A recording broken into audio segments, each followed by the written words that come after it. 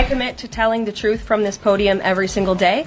President Trump has directed Elon Musk and the Doge team to identify fraud at the Social Security Administration. They suspect that there are tens of millions of deceased people who are receiving fraudulent Social Security payments. Ah yes, nothing says serious government business like sending Elon Musk and his band of crypto bros to go ghost hunting at the Social Security office. Trump is officially outsourcing fraud investigations to the Dogecoin Avengers. What could possibly go wrong? And just when you thought this couldn't get any more absurd, boom, Jimmy Kimmel walks in and nukes the entire operation on national TV. We're talking next level roasting. Let's unpack this complete chaos. Our headquarters in Hollywood, where a lot of the country watched a very special episode of The White POTUS tonight.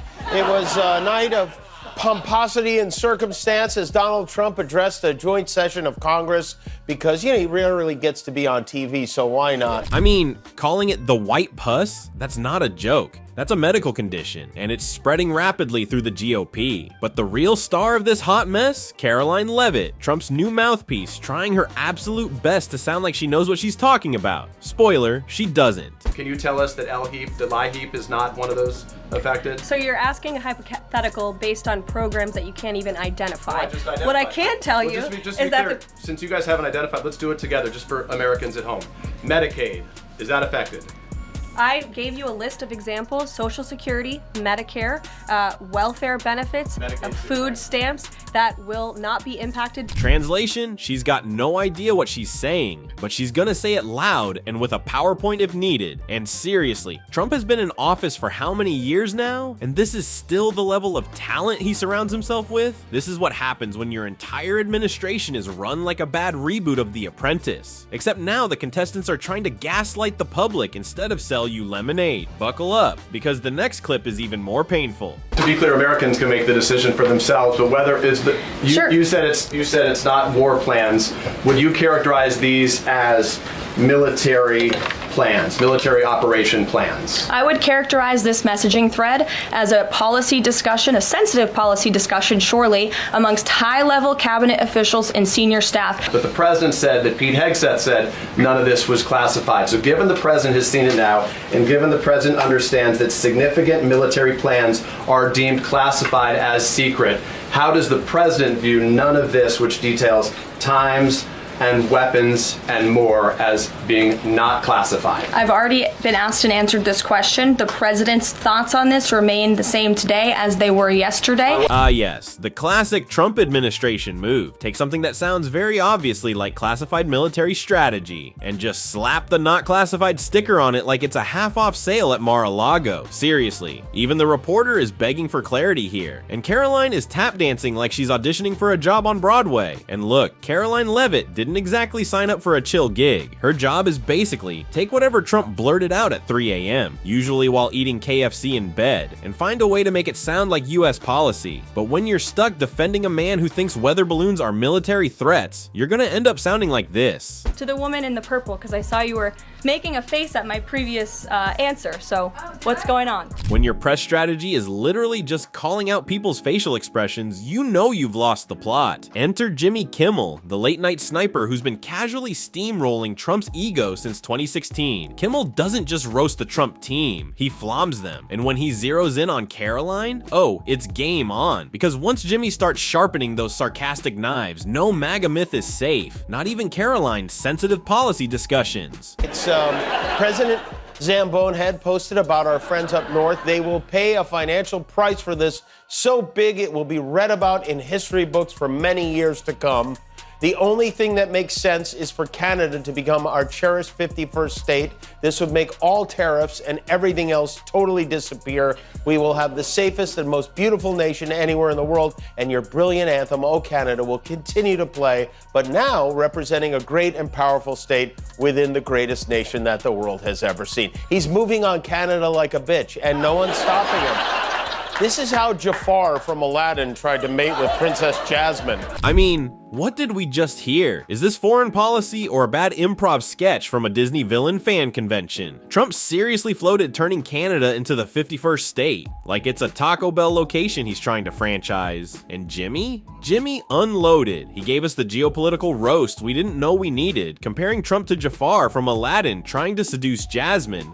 And honestly, that might be the most accurate analogy anyone's made about Trump's diplomacy, ever. And if you think that was just a cheap jab, think again. Kimmel doesn't play that way. His takedowns aren't random, they're surgical. He chooses violence with precision. Every punchline was aimed directly at Karoline Leavitt, and the poor woman didn't stand a chance. That monologue turned her into a one-woman laugh track, and the audience absolutely losing it. But of course, Trump not laughing, because if there's one thing this man can't handle, it's being the butt of the joke. He can spend days name-calling and mocking anyone from Rosie O'Donnell to wind turbines. But the second someone claps back, cue the angry Twitter rant, and cue it fast. We are not going to sit back and take it. Our leaders on the left are going to stand up for what's right. And we cannot allow Elon Musk and a small group of people to secretly, behind closed doors, take away our privacy, take away our dollars, take away everything we have. We are going to fight this fight.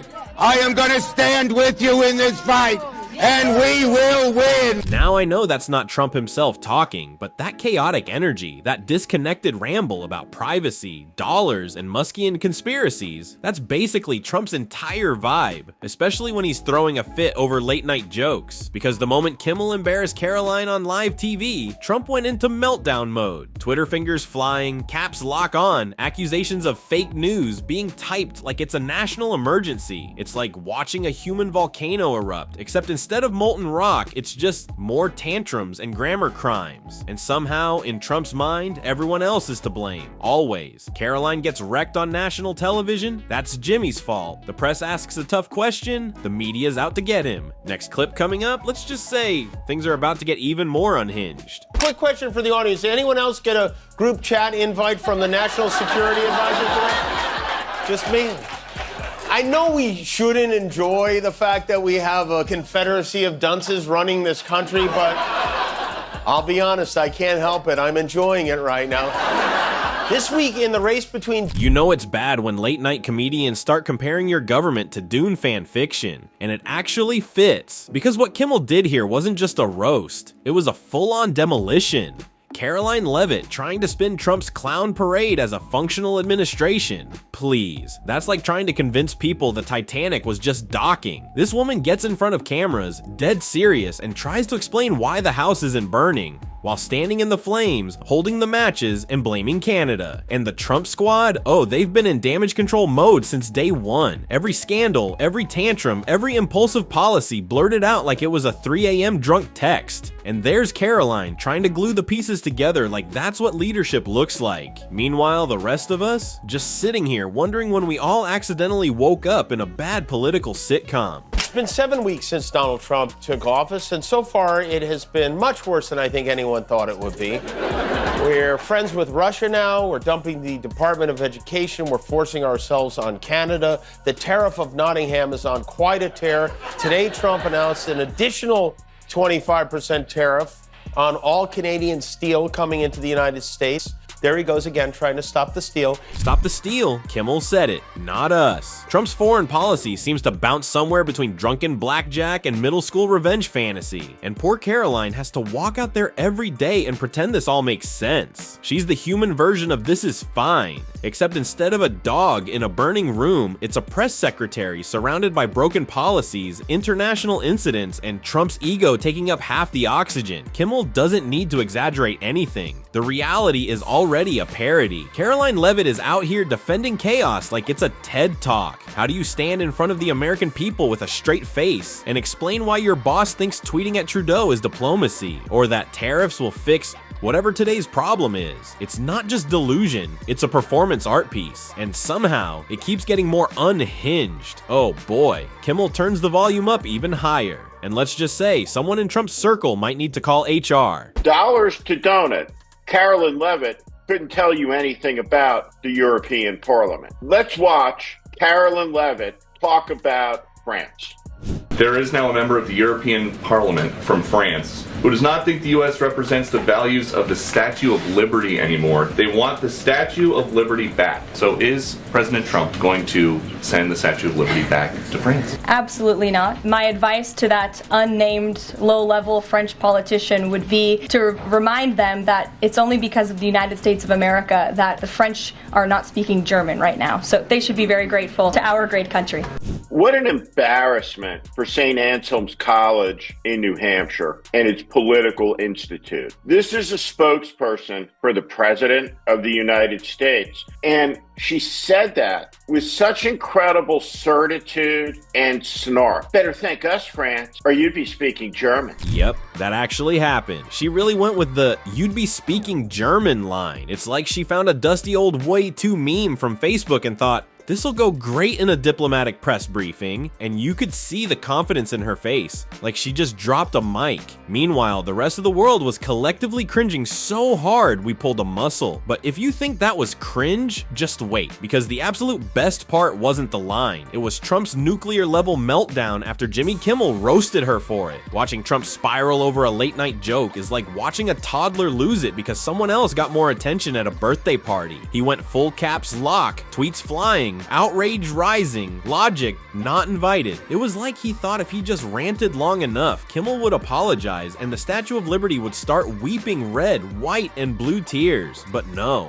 the more Trump raged, the funnier it got. And poor Karoline, stuck playing defense in a war she didn't start, trying to sound like a pro while juggling verbal Molotov cocktails from both the media and her own boss. Here, in terms of the freeze in these programs, raise prices on ordinary Americans. What particular actions are you referring to that I'm would... referring to LHEAP right now. That's the low-income heating program, for example. We can talk about, there's no clarity, so I could refer to a lot of them. We don't know what they are specifically. Can you tell us that LHEAP, the LIHEAP, is not one of those affected? So you're asking a hypothetical based on programs that you can't even identify. That right there, that's not a press briefing. That's performance anxiety in real time. She's dodging questions like she's in a dodgeball game where every ball has the word reality on it. And through all of this chaos, all of this embarrassment, Trump, being Trump, did the one thing he knows best, turn on his own people. Instead of backing Karoline up after Kimmel torched her, he blamed her.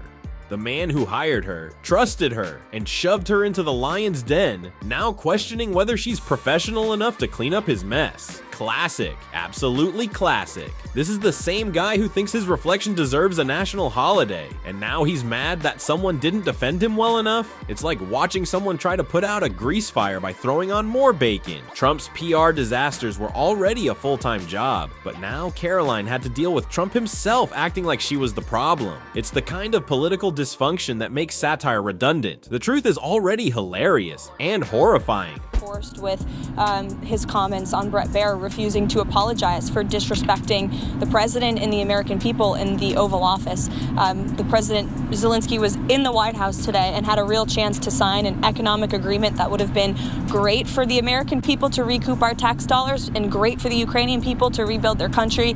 And unfortunately, he blew the deal up in his own face. Now that is some Olympic level blame shifting. In classic Trump admin fashion, if something goes wrong, it's obviously your fault. Never the fault of the guy treating diplomacy like it's an episode of Shark Tank. Zelensky didn't blow up the deal, Karoline. He just had the audacity to not bend over backwards for a guy who thinks global strategy is who owes me the most loyalty points. And that line? He blew the deal up in his own face. That's the kind of thing someone yells during a WWE promo, not a White House briefing. But that's the beauty of this whole saga. The Trump administration ran on chaos. Pure, unfiltered, performative chaos. It wasn't about facts, or logic, or even basic competence. It was about turning every press briefing into a carnival sideshow. And Karoline was the ringmaster, juggling flaming nonsense while smiling for the cameras. Clearly, there are left-wing activists who sit behind a bench in a courthouse who don't like this president and his policies, but the fact is, everything President Trump is doing is within his executive authority to do it.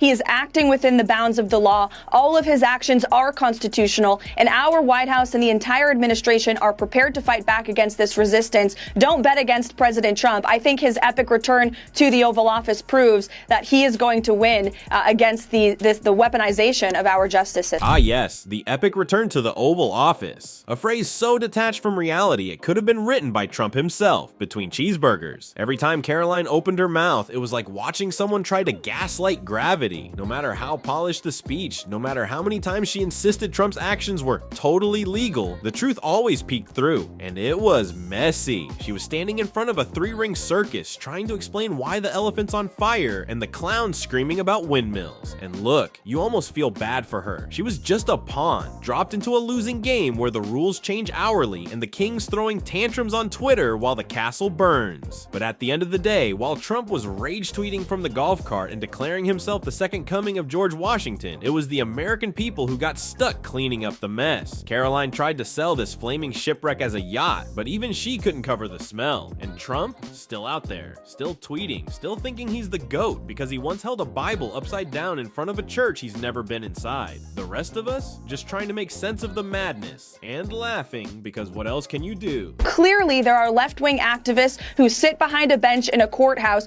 who don't like this president and his policies, but the fact is, everything President Trump is doing is within his executive authority to do it. He is acting within the bounds of the law. All of his actions are constitutional, and our White House and the entire administration are prepared to fight back against this resistance. Don't bet against President Trump. I think his epic return to the Oval Office proves that he is going to win against the weaponization of our justice system. There it is again. Don't bet against President Trump. Well, someone should have told the voters. In the grand finale of this week's Trump show, Collapse Edition, Karoline Leavitt once again goes full press secretary mode, serving up the usual cocktail of legal buzzwords and blind loyalty. But let's be honest, no amount of constitutional name dropping can make this dumpster fire smell like democracy. And the epic return line? Honey, this isn't a Marvel movie. It's a man yelling on the internet while his legal bills pile up faster than his lies. But the real star of this saga, Jimmy Kimmel, once again dragging this circus through the mud and turning it into late night gold. In the end, this whole situation with Jimmy Kimmel mocking Karoline Leavitt was just another hilarious chapter in the never-ending saga of Trump's reign. From the press secretary who tried to defend the indefensible, to the president who couldn't handle a joke. It was a reminder of how bad things got under this administration. And as for Karoline, well, she'll probably be brushing up her resume, because trying to defend Trump full-time, that's not a career path. That's a cry for help. Honestly, if there's one good thing that came out of all this chaos, it's the content. Because let's face it, every time Trump opened his mouth, the comedy wrote itself. Perfectly reasonable. These guys are working so hard to tell us that this disaster we're watching unfold before our very eyes is part of the plan. It's all just part of the plan. One of the teat-suckling stars of this operation is the always frightened Speaker of the House, Mr. Iron Mike Johnson. So what President Trump is doing, I think of it sort of like when you're playing billiards and you're playing pool, right? You go on the table and the balls are racked, right? And you hit it as hard as you can. This is many people's strategy in the game. You hit it as hard as you can to break up the balls on the table and send them spread. Then you play the strategy of sinking them in the holes, right? That's what we're doing right now. It is a shakeup. I believe that sometimes when you shake up, that it's a violent thing on the table, right? In the game metaphor. But it always works out well in the end. No, it doesn't always work. And there it is. Between the awkward metaphors, the Twitter tantrums, and the press briefings that sounded like improv night at a gas station Denny's, the Trump era really was something else. 4 years of chaos, ego, delusion, and somehow it managed to be hilarious and terrifying all at once. It was like a never-ending blooper reel, except the stakes were global and the jokes were unintentional. The characters, straight out of a political satire fever dream. Karoline trying to clean the floor while Trump sets the house on fire. Mike Johnson speaking in pool table riddles, and Trump still shouting from his Florida bunker like the season finale hasn't aired yet. Looking back, it almost doesn't feel real, but oh, it was. And now, thankfully, it's over, and the reality check never tasted so sweet. Now click on the next video, because what happened next? It's even more unbelievable than this. We'll see you there.